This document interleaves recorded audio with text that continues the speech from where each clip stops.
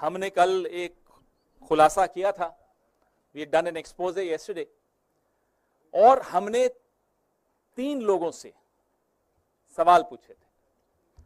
माननीय प्रधानमंत्री जी से सवाल पूछे थे, सेबी की चेयरपर्सन से सवाल पूछे थे, और आईसीआईसीआई बैंक से सवाल पूछे थे। इनमें से कौन मोहरा है और कौन खिलाड़ी है मुझे नहीं मालूम, लेकिन एक मोहरे का जवाब आया, आईसीआईसीआई का जवाब आया। उस बारे में थोड़ी चर्चा कर लें, क्योंकि उस जवाब से और सवाल खड़े हो जाते हैं। उस जवाब ने हमारा काफी काम आसान कर दिया। इस पूरे घोटाले का एक परत और खुली इस जवाब से। They have helped us in unlayering this exposé even further. तो आईसीआईसीआई कहता है कि माधवी बुच जी को जो उनका कार्यकाल था आईसीआईसीआई में, उसका रिटायरल बेनिफिट मिला, तनख्वाह नहीं थी। ये सेवानिवृत्ति के पश्चात जो उनको पैसा देना था वो था। अब मैं अपने साथियों से कहूंगा कि वो टेबल खोलें, क्योंकि वो टेबल बहुत कुछ बताता है।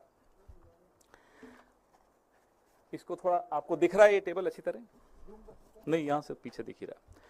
तो आप देखेंगे कि माधवी बुच जी आईसीआई से रिटायर हुई और उस वक्त उनको कुछ ग्रेच्युटी मिली।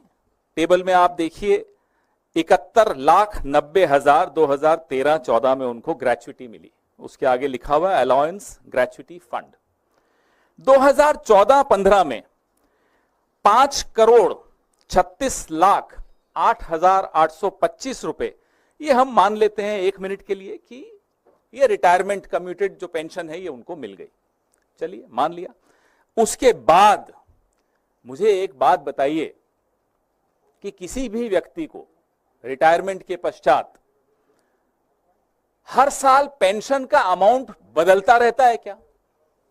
बीच में बंद हो जाता है क्या और फिर से शुरू हो जाता है क्या? कभी हुआ ऐसा?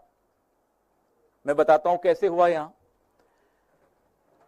अगर 2014-15 में सब सेटलमेंट हो गई आईसीआईसीआई की और माधवी बुच जी की, और 2015-16 में उस टेबल में आप देखिए कि उनको वहां से कुछ नहीं मिला, नो सैलरी लिखा हुआ है, तो फिर 2016-17 में फिर से क्यों मिलनी शुरू हो गई?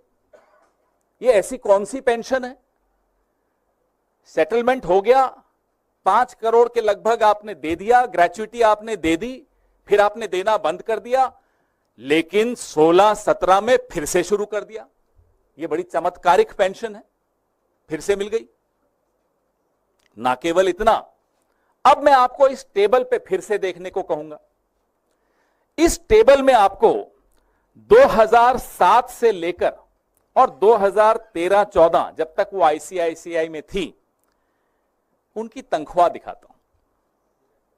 एवरेज अगर आप इसकी निकालेंगे, if you take out the average salary, annual salary of Madhavi P. Buch ji when she was in the ICICI between 2007-8 and 2013-14, the average comes out to be 130 lakhs, 1 crore 30 lakhs, 1 crore 30 lakh.